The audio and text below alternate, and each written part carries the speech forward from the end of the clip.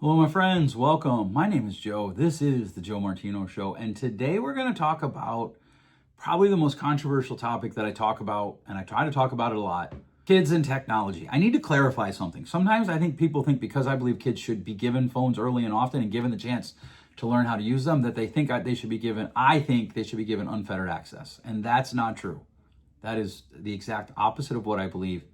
And I want to talk about that today. Let's kick it off. This is the Joe Martino Show. Hello, my friends. Welcome to today's show. I hope your day's going well. We are into June. This year is almost half over. How's the year going? How is your goals going? How is the transition for what many will be summer break? How's that transition going? How's the end of school going? Parents of seniors, how's that going? Lots of questions I have today. I think it's time that we talk about something that I've talked around before. I've done some episodes on it before, and I'm just going to tell you right now, I'm just going to be drinking coffee this episode. If you listen and you don't watch it, it's not going to matter, but you might hear it, so I want you to know what it is. I'm tired this morning. I am wearing cowboy boots for the first time since my surgery, so that's very exciting for me. But yeah, I'm going to drink some coffee here for a minute. I have a question for you. Can we talk about technology, and will you hear me out if I say that I am not pro kill the device? In fact, I think we need to end the war on technology. And I know that sounds like heresy, but it hit me a couple weeks ago. I was having a conversation with somebody, and the conversation went something like this. Hey, it's proven that technology is bad for kids. Well, maybe. Well, what do you mean maybe? I mean, like, neuroscience is wrong a lot, and I'm old. I'm old enough to remember when science that wasn't around neuroscience has been proven wrong, and it was settled. It was on magazines. It was in the news. If you did these things, it was bad for you. Now we tell people, oh, nope, actually we were wrong. But if I'm honest, that part of the conversation isn't part of the conversation that I find to be strange. That is not part of the conversation that I find to be odd. I get that, right? Like, most people just trust the science that comes out. And the fact that we currently use science in a way that science was never meant to be used in that way, most people don't think about that. A lot of times science, especially what we've done now, is we use a lot of self-reporting, which is unreliable at best. They did a study one time. They asked people how often they had gone to church in the last 2 years and how often they would go to church in the next 2 years. And what they found was most people highly overestimated the amount of times they went to a church service. They asked people how often they drink. They highly underestimated that, right? Like, there's just certain things that people tend to, I don't even think they're lying or being dishonest. I think they're inaccurate. And we use that in a lot of our science. And the other thing is, and Paul Bloom, who is a neuroscientist, points this out a lot. Most of our neuroscience research, what it does is we can prove that there are different colors in the brain that light up when certain things happen. But we have to use deductive reasoning moving forward from there. And we have to say, okay, well, when little Johnny did this part of his brain lit up. So that means that part of the brain is activated when we do this. Maybe. And that's the thing that Paul Bloom said, look, you can shoot me down. I don't care. But Bloom is actually, like, he has a degree in it, and he's not the only one who disagrees with it. I'm just not going to sit here and run out 30 names, right? And so we have to have that conversation. But then the conversation invariably does take, in my opinion, it just takes a super weird turn. And we need to address that today. And then I kind of want to talk about what I think people should do with devices and technology. If you are just convinced that technology is of the devil, please listen to this and at least give me your feedback. Let's talk. And here's where the conversation, it just takes a weird turn to me. What happens is, I'll say I actually don't think that technology is the enemy. And I think, like, we gave our kids devices early and often. My oldest was in 4th grade. But you got to remember, devices came out, like the iPhone came out, I want to say she was 5. So, there was some that we waited to kind of see what it was and cost to come down and that type of thing. And when she went to 4th grade, she started to have to wait for us a bit. And so we wanted her to have a phone. So it served a purpose. I mean, and the basic premise of my argument is twofold. One, technology is a tool. And then two, a tool is only what people use it for. So My son will mock a certain green tractor company because they bill themselves as a technology company. I won't tell you who it is, but it's John Deere, and I love John Deere. If anybody wants to get me a John Deere zero-turn riding mower, just message me and I will give you my address. So he kind of mocks me. He's like, they're a tractor company. I'm like, yeah, but tractors are technology, right? Like tractors are technology. Cars are technology. When cars first came out, did you know that there was a fear that our brains would be hurt because of how fast we were moving? We weren't designed to move that fast. Does that sound like any argument you hear today? And again, like these are arguments, and when we go back and forth like that, okay, it is what it is. Here's where I find the conversation just takes a wild turn to me. People will say to me, oh, well, then you just let your kids do whatever.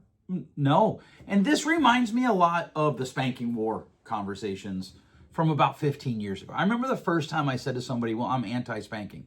They looked at me and like, oh, so you're just going to let your kids do whatever they want, whenever they want? No, I'm actually going to teach them and train them. I'm just not going to teach them that hitting is wrong by hitting them. Like, that's straight up a false dichotomy. It doesn't even make sense. Like, it's illogical. It's like saying, oh, so you think that eating steak is good for you, so you just smoke crack? No, but I do like steak. I really do like steak. I actually debated, I'm going out soon with my wife, and I actually debated making the reservations at a steakhouse just because I like the steak, but I don't do crack or meth, right? Like we have to have balance, and I get it. There are few things in this world that will cause us to have more concern about what we're doing than our children, and that's actually a good thing. There are a few things in this world that will worry more about the consequences of what we're doing than our children, and again, I think that's a good thing. I wish we'd spend a little bit more time on that, considering how we do school.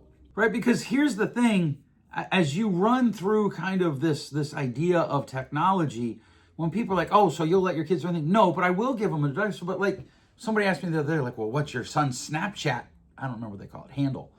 I was like, he doesn't have Snapchat. He doesn't have Instagram. He doesn't have Facebook. He has YouTube, which is a social media platform, right? Because he uses that to learn about stuff. For instance, he had been learning about diving long before the five divers died in the Maldives. He loves to study tanks. He reads about them. He loves to study chess, so he watches chess videos. And I know every video he watches because the account that he has to use to sign into YouTube, my adult daughter has all the login credentials. His phone mirrors to mine, so I could get on my phone right now, go on my Safari, and I could see the history that he's doing. There are different things that we can do that make that possible. And one of the things that we do when we start talking in these all or nothing absolutes is we give ourselves a false idea of comfort. Well, my kids won't do that because I'm not going to let them have devices. We need to get rid of devices at school. That's why bullying's bad. Did you go to school in the 90s? Because I did. I remember going to school in 6th grade to a new school, and I just did not fit in. No phones to be found. Now, here's the thing, though. We lump it all together. We commit all or nothing thinking. It's all, well, if I give them the phone, then they have to have social media, because how am I going to manage that? You're going to be a parent, Karen. Chad, you're going to be a dad, and you're going to monitor what they do. Now, before we go too much further, let's talk a little bit about the science, right? Because here's the thing. In the 1800s, people said novels would rot minds. In fact, if your wife read too many novels, you could have her committed to a mental asylum. People said radio would destroy things. They did. Radio would destroy conversation. In his book, The Disappearance of Childhood, Neil Postman talks about how when the telegraph came out, it was the first time in human history that information could go faster than a human. And there were people that said that's going to ruin humanity. Television would destroy families. And somebody would be like, well, it has. No. But there are also families that have television that it hasn't destroyed. And that's what we have to look at. Remember when rock music was going to destroy morality? That wasn't just a church opinion. Like that was society. Elvis Presley getting up there gyrating his hips was going to ruin society. And video games would create violence. And now they're like, well, no, maybe not. Maybe violent people who play violent games are already violent. Now it's smartphones. Smartphones are going to turn our kids into zombies. It's going to jellify their brain. And we have science proof. There's that woman who said that she sees clients that let their kids on phones, and it's just like our clients who are on crack. First of all, as a therapist of almost 2 decades, I have questions for her. Do you really see adults who are on crack regularly? Because that's a pretty specialized niche in our field. And then you also see another specialized field of kids. That's wild. And do you have any empirical data, or is it just your expert opinion? And so we have, but I get it. The science gives us comfort, and then we can live in an all or nothing world. We can live in an all or nothing situation where I'm just not going to let my kids have phones, or they're going to have phones and there's all these rules, which is fine. Like, I get it. I tend to think too many rules actually causes trouble, but that's up to you. And so, this does come back to the years ago. If you said, I don't spank my kids, people assumed, oh, so you just let them do whatever they want. And that isn't what we did with our kids. So here's how we handle technology with our children. And I at least want to expose you to an idea that's somewhere in between the just slap an iPad in their face and don't talk to them for 8 hours, and the we're going to have so many rules that you need a lawyer to figure them out extremes. First of all, I want to say, I get it. The people that have the rules and the people are like, they want what's best for their kid. They're buying into science. What's interesting to me is when people who don't buy into science, like chiropractors, you'll find a lot of people who are heavily into chiropractic. They reject a lot of modern medicine science, but they automatically accept the modern medicine science of technology. It's wild. And look, science has been wrong for years. And this literally informed how I approach my kids. At one point, bloodletting was mainstream medicine. Continental drift was mocked. Do you remember when stomach ulcers were blamed primarily on stress? The medical establishment knew without a doubt that ulcers came from stress and spicy food. And then two dudes, I got to look up their names, Barry Marshall and Robin Warren, showed many ulcers were actually caused by some sort of H. pylori bacteria. He famously drank the bacteria himself to prove it, and later won a Nobel Prize, not Nobel Peace Prize. That's a different prize. The food pyramid empirically knew that fat was the enemy. Now we have the largest cohort of overweight people in the history of the world, and maybe it's because we made fat the enemy. And so what happens when we make technology the enemy? That was the basis for how I wanted to approach my kids with it. And so what I knew was it was going to be around forever. And I think you know that. Even the parents who would disagree with me know technology is going to be around forever. So one of the things we did was we talked constantly about technology, about what is wisdom, what is responsibility, what is self-control. Incidentally, can I just tell you, I hate that my field, I use hate a lot. I really dislike that my field is going to the whole, oh, well, now I'm in a house with 3 dysregulated kids and I'm dysregulated. No, you're in the house with 3 kids having a temper tantrum and you're tempted to have a temper tantrum. We talk a lot about consequences. What do consequences look like in an age of technology? And look, I get it. There are things that especially teenagers are tempted to do with phones that have really big consequences. And so this is why I totally reject the idea that because I think my kids should have a phone, that it doesn't mean that I can't have some level of balance with them about the phone. We actually talked about pornography. I put monitors on my daughter's phones so I could see what they were looking at. And it didn't always work. This was back when a lot of that was new, and sometimes it would catch it. Sometimes it would catch things. When I say catch it, sometimes it would catch things that they could see, and sometimes it would not catch things that I was like, man, I wish they hadn't seen that. Not necessarily pornography, but etc. Not that my kids were looking at pornography is what I'm saying. We talk about manipulation and attention and how people use life to get that from other people. One of the biggest things we talked about was reality versus presentation, or presence versus presentation. And one of the things that I totally reject is what I call the photo police. And the photo police, a guy I went to college with one time, he put up this post on his Facebook, which I always think is ironic that people rail against technology using technology, but whatever. He puts up this post on Facebook about these 6 or 7 college girls that went to a baseball game, and they're all looking through their phones and they're all taking pictures of each other. They're missing the game. Maybe they weren't there for the game. Maybe they were there just to be able to hang out with each other and say, we went to a game. Well, they're missing out on a beautiful game. I agree. Baseball is a beautiful game. I think it's maybe the most beautiful game. No offense to my soccer-loving friends. I love soccer too. But I asked him, I was like, why do you get to decide that? Because here's the thing. I don't have a whole lot of pictures of my mom. And so one of the things I do is I take pictures all the time. Literally all the time. And I lose my phone. My son makes fun of me for how often I've got to be like, hey, can somebody beat my phone? I don't know where it is. But I take pictures all the time. We go on trips. We went on a trip this past weekend. I took pictures. We're going on a trip this weekend. I'm going to take pictures. Because there comes a time when pictures are the only thing someone has left. But the photo police are like, oh my goodness, what do we do before phones? We used to just experience and we live it in our memory. You literally sound like somebody saying, why are you in a car? Why are you riding in a car? You know, horses have taken us everywhere we wanted to go for hundreds of years. It's the same stupid argument. And I'm sorry, I'm trying not to make this personal, but it's just a stupid argument to me because I really get fired up. Just the other day, I had a lady share with me a story about how she didn't get a picture of her brother because she assumed she would have a long time to get pictures. He died 2 weeks later. I could be wrong in 2 weeks, but he died very soon after, and they never got another picture of him. Right? And this is all part of our technology war on phones. So my goal with my kids was to talk about it like I do any other tool. Technology was not to become a forbidden treasure. Here's the reality of it. We've done this with food, right? When my generation was growing up, we did this with food. You could only have pop on Friday nights. You could only do this. You could only do that. And we created the most overweight, unhealthy cohort, maybe in the history of the world, with the best technology for healthy food. It didn't work. And I don't think this approach to technology is going to work, this turning it into a forbidden treasure. Because here's what happens. I had a client one time, they had their rules. The kids couldn't use technology during the week at home. They let them take the phone to school, but it had to be off. But in case there was something that happened in school that they needed to call them, they wanted it there. Then they would come home and had to go on the counter. And then on Saturday mornings, they could get on their phones at 7 a.m. Well, the kids would wake up at 5:30. And it was this it was a forbidden treasure. It was like a drug. Hey, do these things and you can get this. That's how if you do that with food, that's how you create a food disorder in your children. Hey, when you do these things, then you can have ice cream. You're literally setting your child to be an adult with an eating disorder. The research is overwhelming on that. Because forbidden treasures become obsessions. The more mysterious and emotionally charged something becomes, the more power it often gets. So I wanted to kill that emotion from my kids. So I'd say to them, here's a phone. Here's the responsibilities that come with it.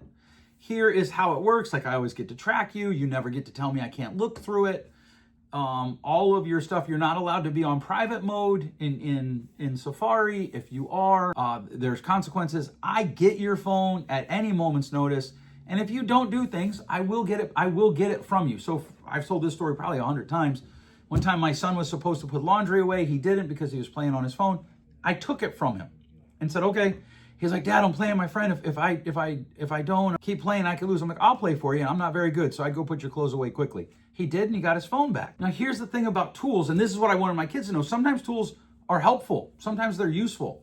Sometimes they're dangerous. Sometimes they're distracting. And a tool itself, we decide what we do with it. And this could describe almost everything that we interact with. Food, money, sex, work, entertainment, alcohol, exercise. We all know people that are addicted to those things. And so the better thing, rather than say, well, I don't want you to, we need to talk to our kids. We need to train our kids.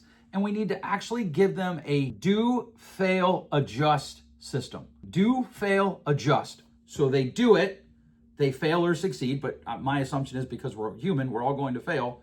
And then they adjust. And then we repeat.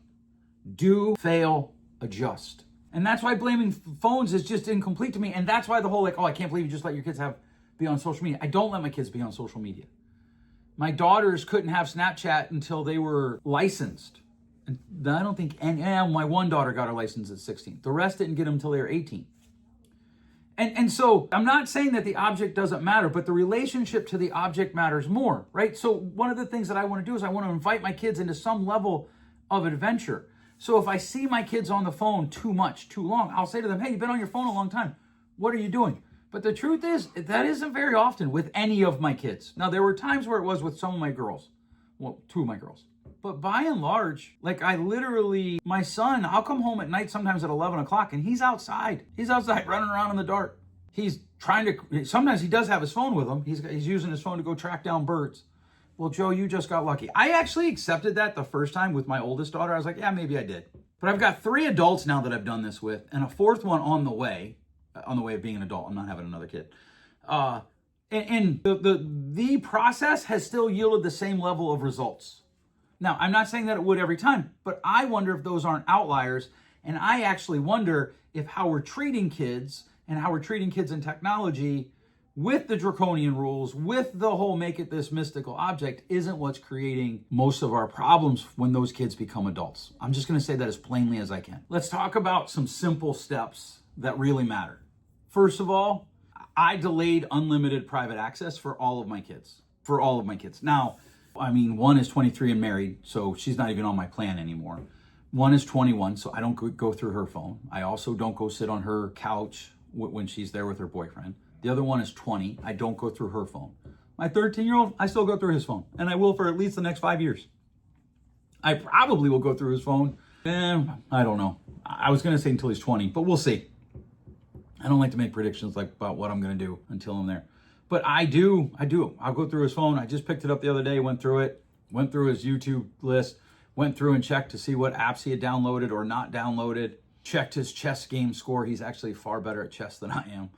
Right? And so we delay unlimited private access. In other words, you can have access to the phone and you can have access to this tool, and we're going to have ongoing conversations about it. I'm going to talk more about that in a minute. But you don't get, this isn't something that you get to keep from me. This is not a secret device. If you want to have a journal, you need to buy a paper journal, and I won't read that. Keep devices in public when possible. So my son, I mean, to this day, he's 13, will be 14 in this fall. When he's on his phone, it's at the kitchen table. When he's on his phone, it's at the couch or in my recliner. And that's fine. Now, does he have it in his room? He does. And I know people are going to lose their mind when I say that. You can come for me. I don't care really. But I have access to his history. I know whether or not he turned on, like there's a lot of parental things, right? Whether or not he turned on privacy. Because age and maturity both matter. And I want to give my kids devices, right? I teach my son to drive, well, he's 13. I'm already teaching him how to drive, not in a car or not on the roads, but on our property, right? Here's a quad, here's a mower. And we do that gradually too. And it's the same thing. They're just tools. So we keep them in public spaces, because secrecy is a thing that I don't want them to value. One of the principles that I have taught my children, that my wife and I have taught our children, we believe in values-based parenting. We don't believe in gentle parenting. We don't believe in authoritarian parenting. We believe in values-based parenting. And one of the values that we taught them was how you treat us, your parents, will be similar to how you treat your spouse when you're married. There's pretty good science to recommend. There's at least a correlation there. Probably not causation, but there is correlation there. The third thing that we would do is we would have ongoing conversations. I believe this is important about everything, about your faith, about sexual activity, about all of it. You need to have ongoing conversations. So many parents have one-time conversations, and most people are like, well, I don't have a one-time conversation. Right, you probably have maybe 2 a year or 3 a year, and most of those are when they're in trouble. Have conversations that are just repetitive. Talk about your values. Talk about why you have your values. And, monitoring software can help here. I am not anti-monitoring software. I'm not. You can outsource some of this to apps. I want to teach discernment to my kids instead of only restriction. I want them to learn discernment. And so one of the things that I would do is like, one of the reasons I'm anti-spanking is because spanking develops adults who choose whether or not to do something based on whether or not they're going to experience bad consequences, instead of discerning whether or not it's right or wrong. And sometimes you do the right thing and you get bad consequences. Sometimes you do a wrong thing and you don't get any bad consequences. So that's a really bad metric for me. I don't want to raise adults that do that. I want to raise adults that ask themselves, what I'm about to do, how does it fit into my values? So I want to teach discernment, because eventually your child always encounters the world. And your goal cannot be simply, I'm never going to expose them to it. Your goal has to be, how wisely can my child think when they're exposed? How does my child engage wisdom? And then you have to model healthy technology use yourself. You do. I'm always amazed at the parents who can't even sit in my session without pulling their phone out and having to text people or check things. And then they're mad that their kids do it. That doesn't make sense. Your kids will live what they learn and learn what they live. And then I think the two biggest ones that go together are, you have to teach boredom tolerance and adventure all at the same time. In other words, kids need unstructured play. One of the things that I don't hear any conversations about with, well, kids today, blah, blah, blah, blah, blah, is we've taken away unstructured play from them. When was the last time you drove by a local park where kids were allowed to play? Well, they might get kidnapped. The numbers are pretty low on that. Well, but something bad might happen. Right, but something bad might happen anywhere. I had to drive to this office today. I had a chance of dying. I had a chance of getting hurt. I'm wearing cowboy boots. That could hurt. Not quite the same. But you have to teach your children that it's okay to be bored. In other words, don't fill the gaps for them. It's okay to be bored. And then you have to invite them to use their imagination and their brains for adventure. Now, I don't watch a lot of TV. People ask me, what's the new show? Dutton Ranch. Have you watched Dutton Ranch? No. Have you watched Marshalls? No. Have you watched fill in the blank? No. Because I'm doing things or I'm reading. Thankfully, the people who predicted that reading was going to rot our brain turned out to be wrong. But then I encourage my kids to engage in unstructured play. There are cardboard pieces strewn all over my backyard. I'm not really sure why. I just know my son's playing with them and he's slingshotting stuff through them. There is a hanger that my son plays with, right? That is age. We were talking about this with him, right? Those constant conversations. We were talking about age development. And he was talking about how he plays with it. My wife was like, yeah, that's actually pretty normal for your age. Now, we're slowly losing it, but part of the reason we're slowly losing it is because we are taking unstructured play away from children. And so we have to walk this out. This is part that many parents hate. There's no perfect formula. There's no guarantee. And so they err on the side of total removal. But we have an entire generational history that didn't work. It didn't work with food. It didn't work with alcohol. It's not going to work with technology. It just isn't. And at some point, we have to come to the place where we teach our child to navigate walking it out. So we have to teach them wisdom. We have to teach them discernment. We have to fight the resistance. We have to create a resistance to fight the urge to parent out of fear, because you can't control anything.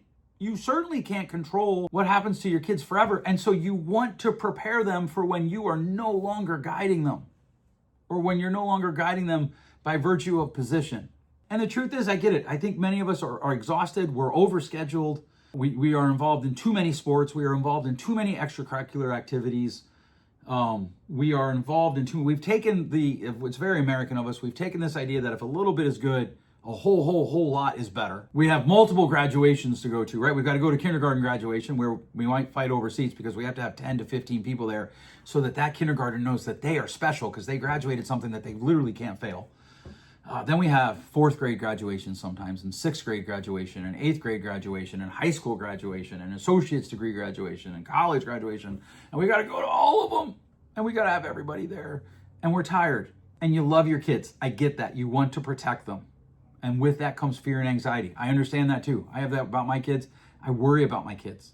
But we have to stop acting like the existence of phones is the central problem. If phones and technology are a problem, they're symptoms of what's going on. They are not the cause. That goes against literally every scientific truth that I know. They're the symptom. Why, if someone doesn't smoke before the age of 18, are they far less likely to smoke as an adult, right? But you know what? They can be around people that smoke. That's what's really weird. That's where the research blows it up, because the research is like, well, wait, because originally people were like, well, okay, well, if their parents smoke, are they at higher risk to smoke? Yes. Unless their parents talk to them about smoking. Alcohol.